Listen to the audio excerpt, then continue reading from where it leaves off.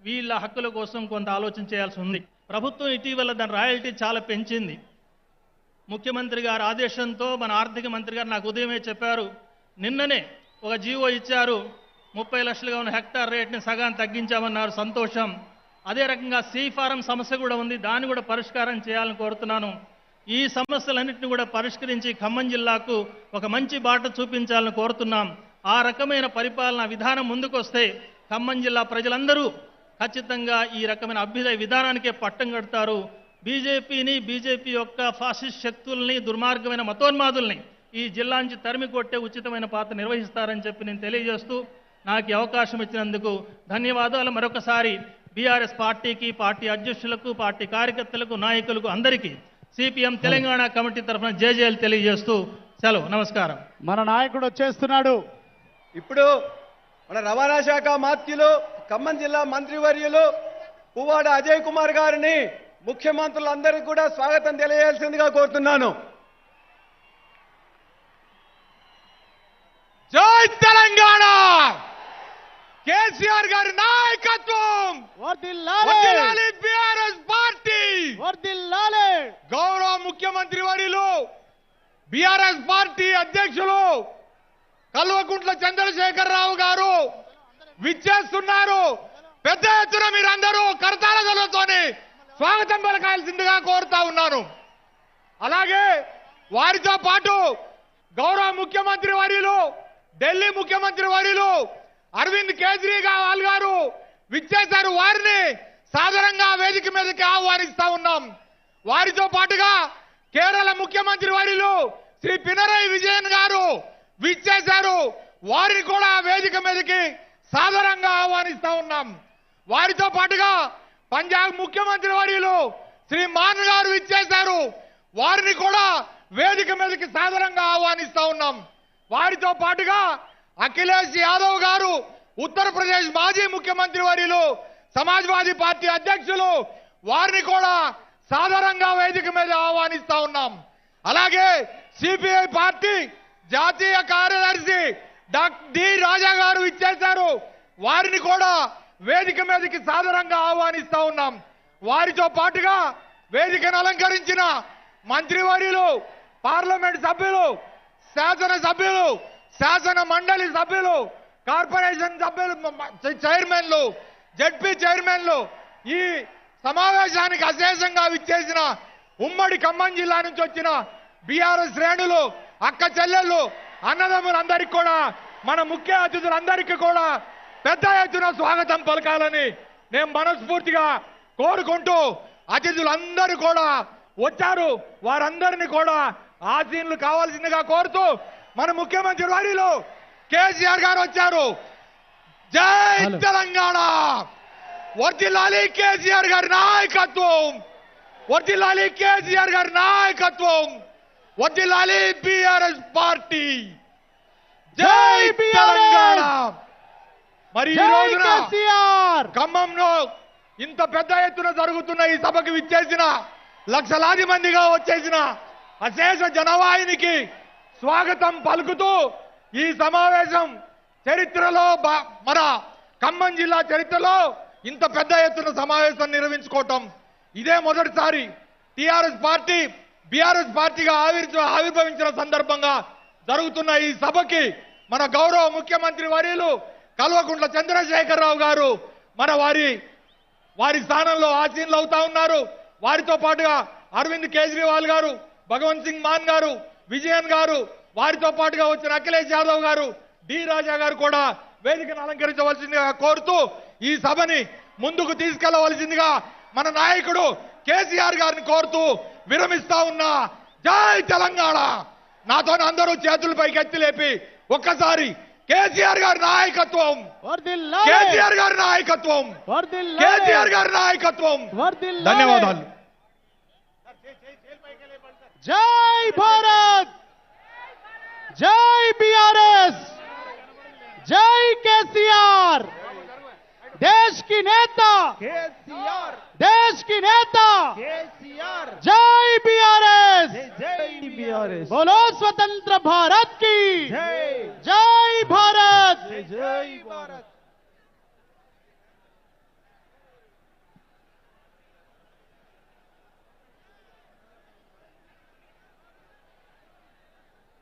దయచేసి ఎక్కడ వాళ్ళు అక్కడ ఆసీనులు కావాలి, కుర్చీలలో అందరూ కూడా కూర్చోవాలి.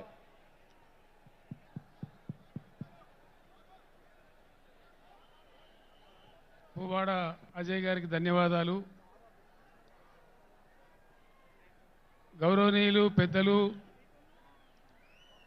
రాజకీయ కురువృద్ధులు, భీష్మాచార్యుల వంటి వారు కేరళ రాష్ట్రాన్ని తన అద్భుతమైన పరిపాలనతో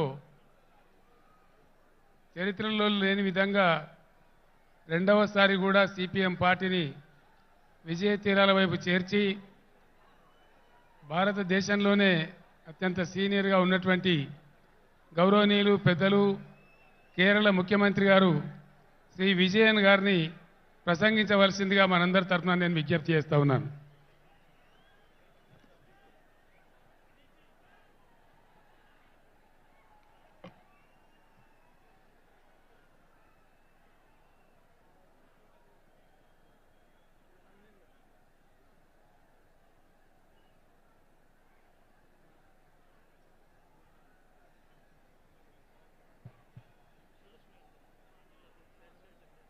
Dear sisters and brothers, this Mammoth rally is being held at a time when the basic tenets of our constitution are facing a series of threats from the people who are at the helm of affairs at the center. At the outset, I congratulate the Chief Minister of Telangana for taking the initiative to have this sort of a people's movement and to involve the like-minded CMs and leaders of various states in this great endeavor, meant for the future of the people of this country. On this very same day, a newly built collectorate for the district of Khammam and the second phase of Kandivalak, the universal eye screening program organized by the state government of Telangana have been inaugurated. This needs special mention because through them, at one stroke itself, the state government is improving governance as well as public services so as to better the lives of the people of Telangana. Let me state that Kerala and its people are with the state government of Telangana in all their pro-people initiatives. I have come to understand that decentralization of governance has been a hallmark of KCR Garu's administration. During the tenure of his government, collectorates have become state-of-the-art integrated district office complexes. All district departments are co-located in them for the convenience of people. And as far as the Kandivalak program goes, no such mass eye testing program has been conducted in the history of our country. Kandivalak means light for the eyes, or a torchlight showing the path.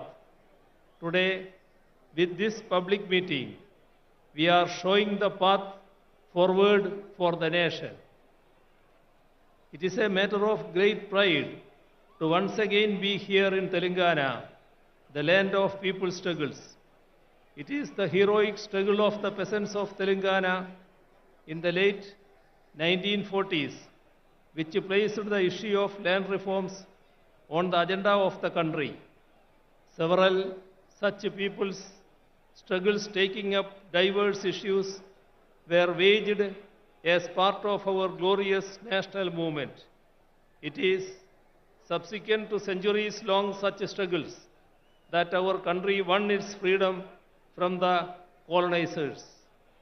However, today we have a peculiar situation in which a political formation that was not part of our national freedom struggle is in power in the country. The followers of those who tendered unconditional apologies to the colonizers and promised to serve the imperial crown are at the helm of affairs today. They have been and remain antagonistic to the values of our anti-colonial struggle. Ideas such as secularism, democracy, federal structure, social justice, and equality were championed through it, and subsequently they were included in India's constitution so as to uphold the values championed by our freedom struggle. Since those in power now were not part of our collective struggles then, they do not know the values on which India has been built as a sovereign democratic republic.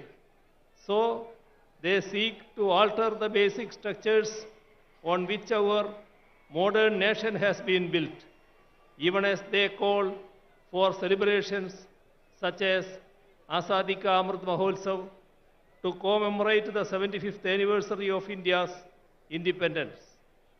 Amidst the glam and glitter of these celebrations, they seek to undo the very foundations of our country, our democracy, and our constitution. Our constitution starts with the preamble in which we have enshrined the basic values that we uphold as Indians: sovereign, socialist, secular, democratic, republic, justice, liberty, equality, and fraternity. By signing various international defense agreements, they go against the concept of sovereignty. By allowing the concentration of wealth through consistent appeasement of corporates, they go against the concept of socialism. By seeking to replace parliamentary democracy with presidential form of governance, they go against the concept of democracy. By enacting laws which divide the people on communal lines, as in the case of the Citizenship Amendment Act, they thwart the concept of secularism. After the preamble comes part 1, in which we define India. It states, India, that is Bharat, shall be a union of states. The states are the basic units of India, our country. It is the union of states that creates India, our country. That is why India has a federal structure. Yet those in power think that we are a unitary state. We need to remember that their predecessors had promised to declare India as a unitary state in their manifesto published in the run-up to the 4th general election held in India in 1967. The union government is consciously trying to destroy the country's federal structure. Repeatedly, laws are being enacted by the parliament on subjects in the state list in the constitution, be it law and order, agriculture, cooperation, power, or so on. Bills that infringe upon the rights of the states are being enacted into laws, even without seeking the opinion of state governments. Even while entering into international agreements that affect the states, the union government does not inform state governments, let alone seek their consent. Slogans such as one nation, one tax, one nation, one uniform, one nation, one election are all attacks on federal structure. When states try to mobilize resources through additional alternative sources, the union intervenes and sabotages such moves. On the one hand, the right to avail loan is curbed, and on the other, the additional resources are sealed. Along with this, the funds that are made available to the state by the Constitution too are denied.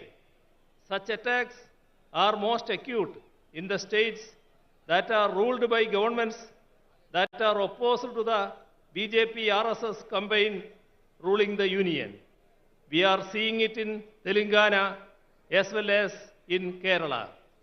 Attacks against the state's rights and powers are being carried out even by politically misusing the office of governor. Widespread efforts are on to take control of the higher education sector through the governors in their capacity as chancellors. Assent to legislations that have been enacted by the state legislatures are being withheld. Such affronts on the supremacy of state legislatures weaken not just our federal structure, but even our democracy too. Democracy should be protected if the values that we fought for are to be secured. We do not have any option but to resist these moves more unitedly. The weakening of our parliamentary democracy is evident in the way in which our parliamentary norms and precedents are being bulldozed. Bills are being passed without adequate discussions or calling for division in the parliament, and this weakens our parliamentary democracy. All ethics and norms of democracy are being violated. Governments that have come to power in the states by winning a majority in the assembly elections are being toppled through horse trading. Such unethical efforts to form governments in the states weaken the very foundations of our democracy, which is based on a multi-party system.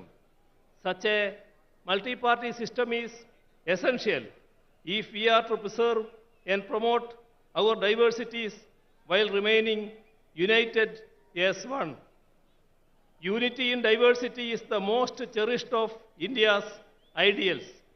It is what has defined us as a nation right from the days of our freedom struggle. India's varied languages are the expressions of our diversities.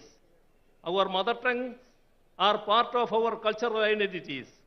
However, efforts are on to portray Hindi as the national language while sidelining all our native languages, be it Telugu or Tamil or Kannada or Malayalam or Bengali or Odia or Assamese or Punjabi or Urdu or Gujarati or Kashmiri and so on. Imposing Hindi by doing away with our mother tongues will affect the integrity of the nation. Even the independence of our judiciary is being attacked. The statement of the 2.2% to 0.8% infrastructure sector has declined from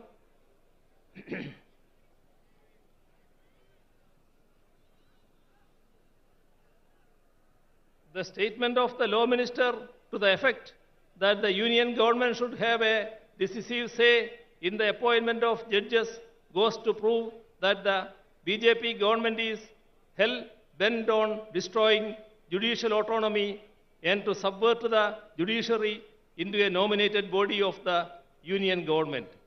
The Chief Justice himself has resisted the move, and it is commendable that the judiciary in general and the Supreme Court in particular have taken a firm stand, keeping the spirit of the independence of judiciary high.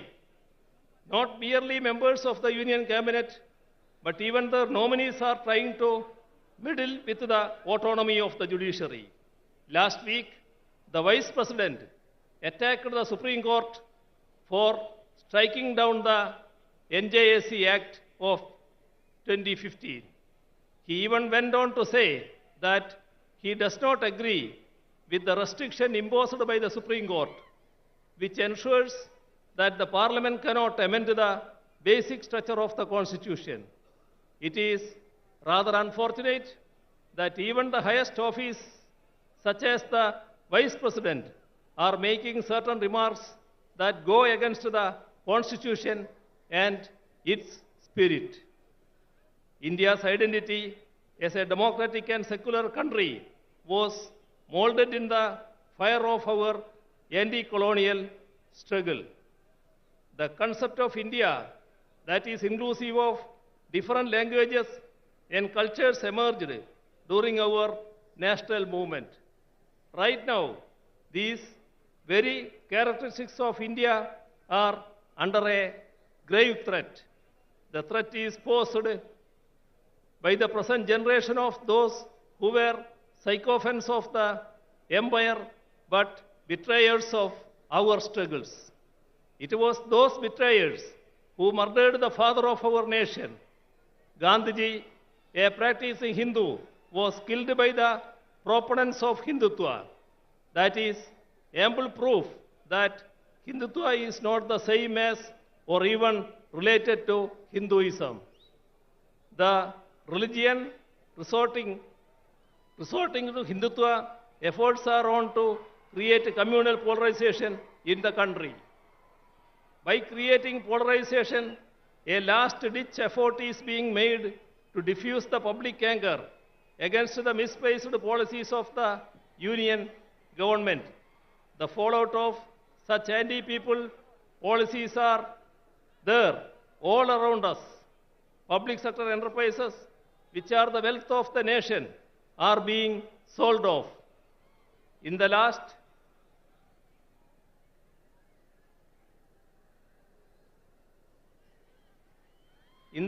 budget alone, rupees 65,000 crores was sought to be raised through their sale. They say that they do not have money to provide relief to the ordinary people, but they have written off corporate loans to the tune of rupees 11 lakh crores in the last 5 years alone. This amount would have sufficed to ensure food security to the entire people of the nation. The MGNREGS envisaged by the left as a scheme to aid the rural population in their distress is being scuttled. Allocation for it and work days are repeatedly being cut down. The country's development is in doldrums. Figures denote that DGP growth has declined from 7.4% to 4.7%. Industrial growth has plummeted from 2.2% to 0.8%. Infrastructure sector has declined from 19.4% to 9.8%. With regard to foreign exchange reserves too, the country is headed for trouble. Our forex reserves have shrunk from 642.2 billion in 2021 to 528.37 billion US dollar last October. The constant rise of petroleum prices has pushed the people's lives into misery. All this has made life extremely difficult for the common man. There is a sharp increase in hunger and poverty. In the global hunger index, we are 107th among 121 nations around the world. 80% of the people pushed into poverty because of COVID are in India. Imposition of GST on essential articles has spiked price rise. Last year, India's wholesale inflation has touched a 3-decade high. Price rise is as high as 39%. Even amidst such dire circumstances, welfare measures for the poor are being denied. Atrocities are being committed against minorities, women, SCs, and STs. The idea of equality is given a go-by. Laws such as CAA, which seeks to alter our secular polity into a religious state, are being introduced. The main issues of the ordinary and the poor are related to their livelihoods. To create better living conditions, we need to forge the unity of the ordinary and the poor. People's unity has to emerge against the communal agenda that seeks to divide us. It is our duty to resist the backward march of our nation. As far as Kerala goes, we are resisting both communalism and neoliberalism, which are pushing our people into miseries. We are ensuring development and welfare in a communal tension-free atmosphere so that our people can enjoy the fruits of progress and lead peaceful lives. I hope that today in Khammam, the land of people's resistances, we will have the beginning of a new resistance, a resistance to secure the ideals that we fought for in our freedom struggle, a resistance to protect our secularism, our democracy, our constitution, and thereby our nation. I conclude by once again extending greetings to all of you gathered here. Thank you. ధన్యవాదాలు. Sound ఎక్కువ చేయవా బాబు? ఒక్కసారి అందరూ చప్పట్లు కొట్టాలి. ఇప్పుడు వద్దా నువ్వు కూర్చో. విజయన్ గారు కేరళలో ఒక అతి ముఖ్యమైనటువంటి ఫంక్షన్ను వారు అటెండ్ చేయాల్సింది. ఇప్పుడు త్రివేంద్రం వరకు వెళ్ళి వారికి ప్రత్యేకంగా ఏర్పాటు కూడా చేయడం జరిగింది. కొద్దిగా ఓపిక అవసరం మనకు. హిందీ ఇంగ్లీష్ ఉపన్యాసాలు కూడా వినడం మనం నేర్చుకోవాలా.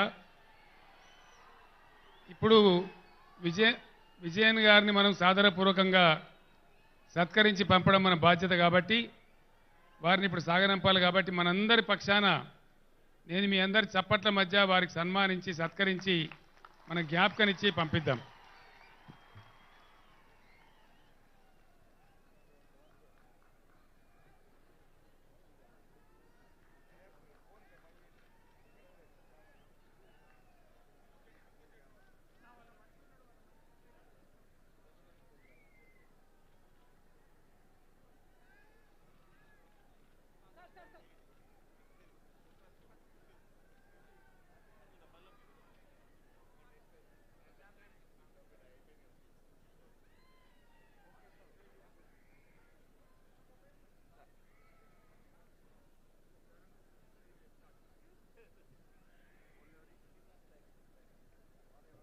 ఇప్పుడు మనము ఎర్ర జెండా నాయకుల ఉపన్యాసం విన్నాం. ఎర్ర టోపీ పెట్టుకునేటువంటి పార్టీ భారతదేశంలోనే చాలా పెద్ద రాష్ట్రానికి ప్రాతినిధ్యం వహించి ముఖ్యమంత్రిగా పనిచేసి ఇప్పుడు ప్రతిపక్ష నాయకునిగా పనిచేస్తున్నటువంటి ఉత్తరప్రదేశ్ మాజీ ముఖ్యమంత్రి, సమాజ్వాదీ పార్టీ అధ్యక్షులు, మన తెలంగాణకు అత్యంత ఆప్త మిత్రులు, ఆత్మీయ మిత్రులు గౌరవనీయులు శ్రీ అఖిలేష్ యాదవ్ గారు తమ సందేశాన్ని ఇస్తారు.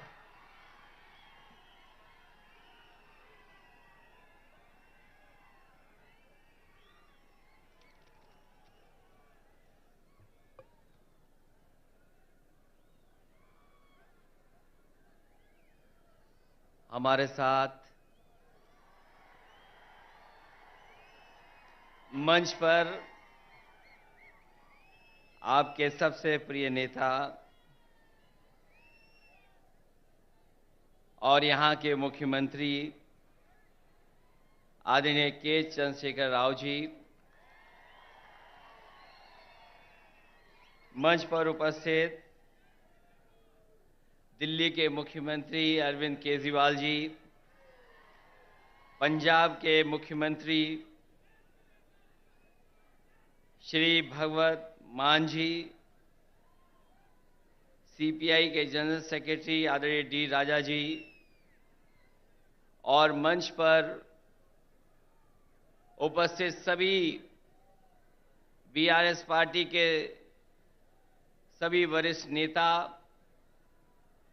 यहां पर इस सभा में उपस्थित वीआरएस पार्टी के संगठन के सभी पदाधिकारी, मिनिस्टर्स, सांसद, विधायक, सभी नेता और बड़ी संख्या में, जहां तक मैं देख सकता हूं मुझे लोग ही लोग दिखाई दे रहे हैं, सरीसर दिखाई दे रहे हैं। मैं अगर बाईं तरफ देखता हूं, मुझे लोग ही लोग दिखाई दे रहे हैं, सरीसर दिख रहे हैं।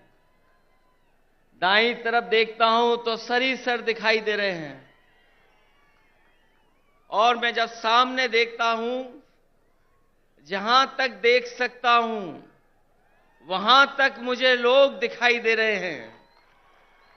मैं इस ऐतिहासिक धरती पर, खम्मम की ऐतिहासिक धरती पर, मैं आदरणीय KCR साहब का बहुत बहुत धन्यवाद और आभार प्रकट करता हूं कि यहां पर इतनी बड़ी संख्या में आपने बुला करके पूरे देश को एक संदेश देने का काम किया है। आज सुबह से लगातार हम लोग काम देख रहे हैं।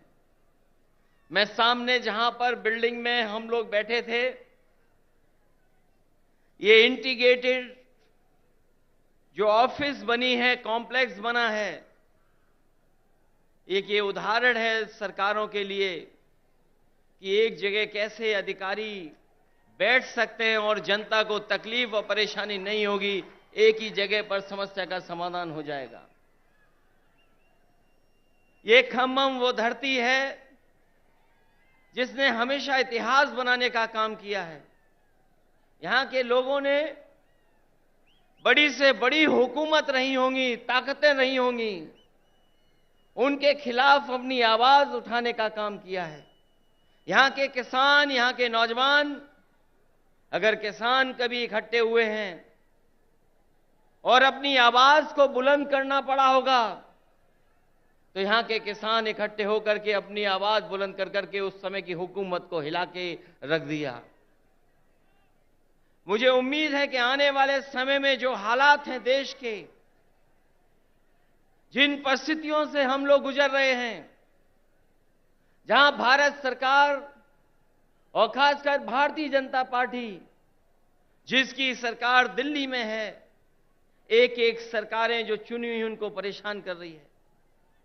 चाहे वो आपकी सरकार हो और चाहे आपके वीआरएस की पार्टी की सरकार हो, जो सहयोग और जो मदद और जो लोकतंत्र में सम्मान मिलना चाहिए वो सरकार सम्मान नहीं दे पा रही है। समय समय पर रुकावट कैसे पैदा हो, नेताओं को कैसे परेशान किया जाए, उनके खिलाफ क्या साजिश की जाए, उनके विपक्ष के लोग जो उनके सामने खड़े होकर के सवाल पूछते हैं, उनको किस षड्यंत्र से उनको दबाया जाए, उनकी छवि कैसे खराब की जाए, ये भारतीय जनता पार्टी की सोची समझी सी रणनीति के तहत काम कर रहे हैं। जो संस्थाएं हमें न्याय देना चाहती हैं, जहां से हम न्याय के लिए पुकार सकते हैं, उन संस्थाओं को भी दबाव बनाने का काम अगर कोई कर रहा है तो भारतीय जनता पार्टी कर रही है। अभी कल ही भारतीय जनता पार्टी की मीटिंग खत्म हुई है और उन्होंने कहा कि 400 दिन बाकी हैं। हमें तो लगता था कि ये सरकार तो वो है जो दावा करती थी कि हटेगी नहीं, अब तो वो स्वयं स्वीकार कर रही है कि अब 400 दिन हैं। जो सरकार अपने दिन गिनने लगे, जो सरकार अपने दिन बताने लगे, समझ लो ये 400 दिन बाद सरकार रुकने वाली नहीं है। अब तो 399 दिन बचे हैं। और जैसा कि भारतीय जनता पार्टी का समय समय पर जो बुनियादी मुद्दे हैं कि महंगाई कैसे कम हो, बेरोजगारी कैसे कम हो, हमारे लोग जो भारत छोड़ करके चले जा रहे हैं, कुछ लोग तो अपनी खुशहाली के लिए जा रहे हैं, लेकिन बड़ी संख्या में लाखों लोग ऐसे हैं जो धन दौलत उनके पास है वो इस देश में रहना नहीं चाहते, क्योंकि ये सरकार उनको रहना नहीं देना चाहती। इनके पास बुनियादी ठोस मुद्दे जो किसान की जरूरत के वो नहीं पूरे कर रहे हैं। आपको सबको याद होगा, यही बीजेपी के लोगों ने कहा कि हम किसानों की आय 2022 तक दोगुनी कर देंगे, किसान की आमदनी दुगनी हो जाएगी। हालांकि 2023 शुरू हो गया है, लेकिन मुझे तो ये लगता है किसान की तकलीफ और परेशानी को देख करके इन भारतीय जनता पार्टी के लोगों का 2022 अभी खत्म नहीं होगा, इनका 22 खत्म नहीं होगा। 23 आ गया, 24 आ जाएगा, लेकिन भारतीय जनता पार्टी ने जो वादा किया था कि 22 तक हम किसानों की आय दोगुनी कर देंगे, वो अभी दोगुनी नहीं हुई है। हमारा किसान तकलीफ और परेशानी में है, उसको वादा तो कर रहे हैं, लेकिन जो बुनियादी उसे मदद मिलनी चाहिए वो मदद नहीं मिल पा रही है। ये हमारा जो नौजवान दिखाई दे रहा है, ये नौकरी और रोजगार की तलाश में अपना भविष्य चौपट कर रहा है। ये सरकार कोई ठोस कदम नहीं उठा पा रही। आपका प्रदेश में तो सरकार है जहां मुख्यमंत्री काम कर रहे हैं, लेकिन हम तो अपने प्रदेश में देखते हैं जहां पर बड़े पैमाने पर बेरोजगारी है। जैसे ही चुनाव आ गया है, इन्होंने तय कर लिया है कि जगह जगह इन्वेस्टमेंट मीट करेंगे और इन्वेस्टमेंट मीट के बहाने लोगों को धोखा देंगे। ये प्रचार के माध्यम से धोखा देना चाहते हैं। वैसे तो समय समय पर देश के लोग और देश के जो नेता होते हैं वो G20 की अध्यक्षता कर रहे हैं, लेकिन इस बार इन्हें मौका मिला है अध्यक्षता करने का। मुझे लगता है कि केवल चुनाव के लिए ही प्रचार करेंगे, उसमें कोई ठोस कदम नहीं उठाएंगे। इसलिए आज जब हम इतनी बड़ी संख्या में लोगों के सामने इकट्ठे हुए हैं, जहां मुझे लोग ही लोग दिखाई दे रहे हैं, उनके सामने मैं कह सकता हूं कि अगर तेलंगाना में सफाया हो रहा है बीजेपी का, तो उत्तर प्रदेश भी पीछे नहीं रहेगा। आप अपने प्रदेश से हटाइए, यूपी से हम लोग मिलकर के उनको हटाने का काम करेंगे। हम यूपी वाले यही जानते हैं कि जिन्हें प्रधानमंत्री बनना है वो उत्तर प्रदेश जरूर आते हैं।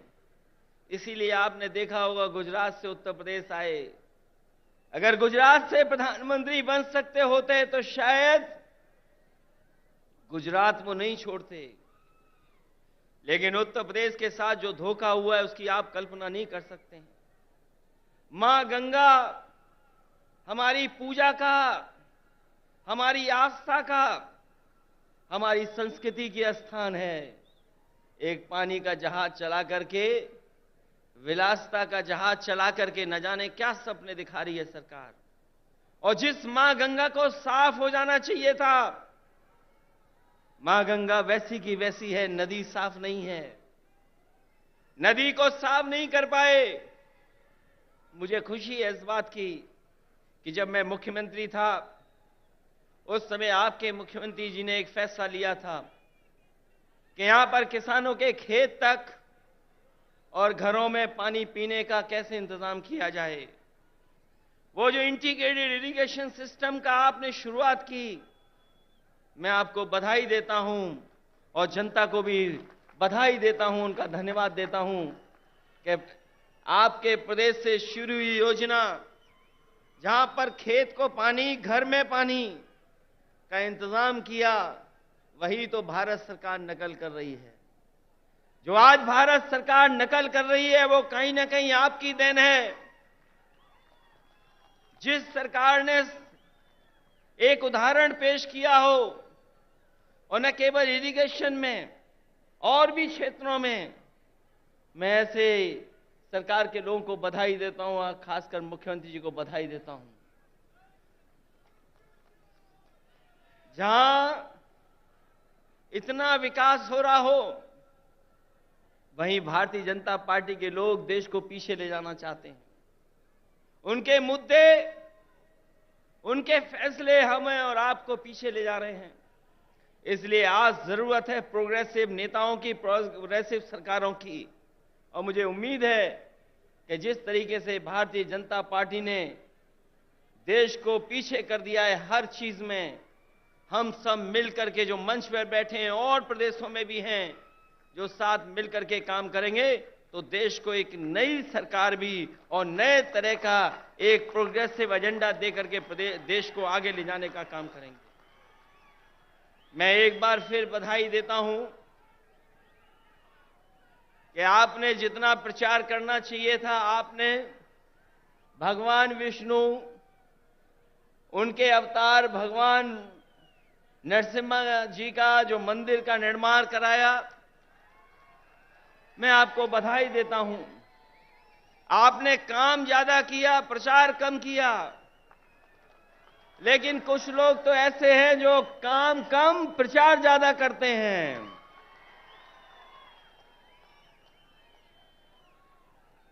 इसलिए जब अभी हम लोगों ने त्योहार भी मनाया है, हमारे यहां मकर संक्रांति का त्योहार तब मनाया जाता है जब सूर्य उत्तरायण हो जाता है। अगर हम मकर संक्रांति मनाते हैं तो देश में अलग अलग जगह अलग अलग त्योहार मनाते हैं। अगर सूर्य उत्तरायण हुआ है तो राजनीति दक्षिणायन चली गई है, और उत्तरायण से अगर कोई चीज शुरू हुई है और अगर दक्षिणायन राजनीति शुरू कर रहा है तो मुझे उम्मीद है कि आने वाले समय में बदलाव देश में आएगा और देश में एक नई सरकार होगी। ये भारतीय जनता पार्टी के लोग नहीं रहेंगे, क्योंकि इनके पास भ्रम और जाल फैलाने के अलावा कोई रास्ता नहीं है। ये समय समय पर भ्रम फैलाते हैं, समय समय पर जाल फेंकते हैं। ये भारतीय जनता पार्टी भ्रम जाल पार्टी है, इससे सावधान रहना। हम लोग तो सावधान कर ही रहे हैं, लेकिन आप लोग भी सावधान करना, जिससे देश में एक नया परिवर्तन आए। मैं इन्हीं शब्दों के साथ आप सबका बहुत बहुत स्वागत करता हूं, बधाई देता हूं। इस ऐतिहासिक धरती पर जो ऐतिहासिक जनसभा हुई है उसके लिए बहुत बहुत बधाई। और यहां पर जितने भी दूसरे दलों के नेता हैं, मैं उन सब का स्वागत करता हूं। और एक बार फिर आपके मुख्यमंत्री KCR राव साहब का बहुत बहुत स्वागत और बहुत बहुत धन्यवाद और बहुत बहुत बधाई हम सबको यहां पर इकट्ठा करने के लिए और लाने के लिए। बहुत बहुत धन्यवाद आपका। సోదరులారా, మనకు కొద్దిగా ఓపిక అవసరము. అతిథులను పిలుచుకున్నాం కాబట్టి కొద్దిసేపట్లోనే నేను మాట్లాడతా. ఇప్పుడు గౌరవనీయులు కమ్యూనిస్ట్ పార్టీ ఆఫ్ ఇండియా ఎవరైతే తెలంగాణ రాష్ట్రం ఏర్పాటు కావడానికి నేను ఢిల్లీలో ఎక్కే గుమ్మం దిగే గుమ్మం అన్నట్టుగా పార్టీ ఆఫీసుల చుట్టూ తిరుగుతుంటే మన బాధ చూడలేక రాజా గారు, డి రాజా గారు, ఢిల్లీలో సిపిఐ కార్యాలయం నేను ఎప్పుడు వెళ్ళినా చంద్రశేఖరరావు గారు మీ టైం వస్తుందండి, మీరు భయపడకండి, మీ కోరిక నెరవేరుతుందండి అని కౌగిలించుకొని మరీ ప్రేమతో చెప్పేవారు. వారు అప్పుడు సెక్రటరీ కింద మెయిన్ సెక్రటరీ ఉండేవారు. అప్పుడు ఏబి బర్ధన్ గారు ఉండేవారు. తర్వాత వారే బర్ధన్ గారిని కూడా ఒప్పించి జాతీయ కార్యవర్గాన్ని ఒప్పించి సిపిఐ అఖిల భారత సమావేశంలో మొట్టమొదటిసారి తెలంగాణ రాష్ట్రం కావాల్సిందే అని తీర్మానం చేయించినటువంటి మహానుభావుడు, గొప్ప వ్యక్తి, మన తెలంగాణ ప్రేమికుడు, గౌరవనీయులు నేటి సిపిఐ జాతీయ కార్యదర్శి గారు గౌరవనీయులు శ్రీ డి రాజా గారు ప్రసంగిస్తారు. బాగా సపోర్ట్లు కొట్టాలి, మన తెలంగాణకు సపోర్ట్ చేసిన వారు.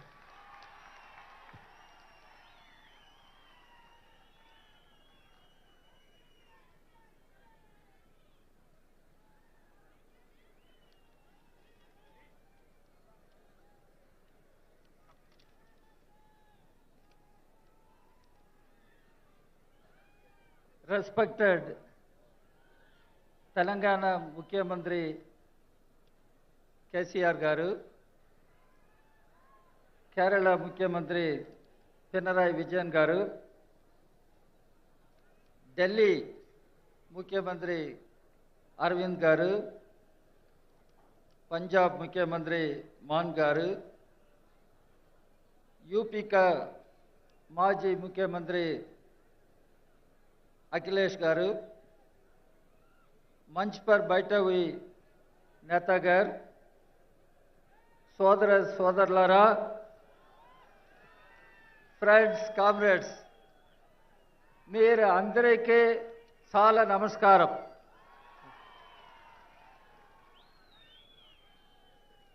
తెలుగు సులభమే వచ్చే, అందుకోసం ఇంగ్లీష్లో నేను మాట్లాడు. Okay. So friends and comrades, I take this opportunity to pay my tributes to the great martyrs, the heroes of this revolutionary soil of Telangana. Comrade Ravi Narayan Reddy, great poet Magdum Maiden, Comrade Giri Prasad, and many other great martyrs. I salute them. I pay my tributes to them all. At the outset, I congratulate Telangana Chief Minister, my very dear, beloved KCR Garu, not only for organizing such a wonderful meeting, but for the innovative measures he has been taking for providing good governance to the people of Telangana. And I understand Telangana is one state where you do not confront power cuts. Telangana is one state where the people, common people, get good drinking water. Telangana is one state where we come to know about Rayatu Bandhu, Dalit Bandhu, and several other schemes. Now, he has invited us to participate in the Kanti Vengulu program. I congratulate Mr. KCR, and I wish him all the best in the coming days. Friends, comrades, after a few days, we will be celebrating the Republic Day of our country. But we all should understand the Republic of India is in danger, is in crisis. Why? There is a disastrous move, attack by BJP, RSS combined. They are posing grave threat to the very constitution of our country, democracy of our country, and trying to change the constitution and the democratic rule in our country. Our constitution defines India should be a secular nation. Our constitution defines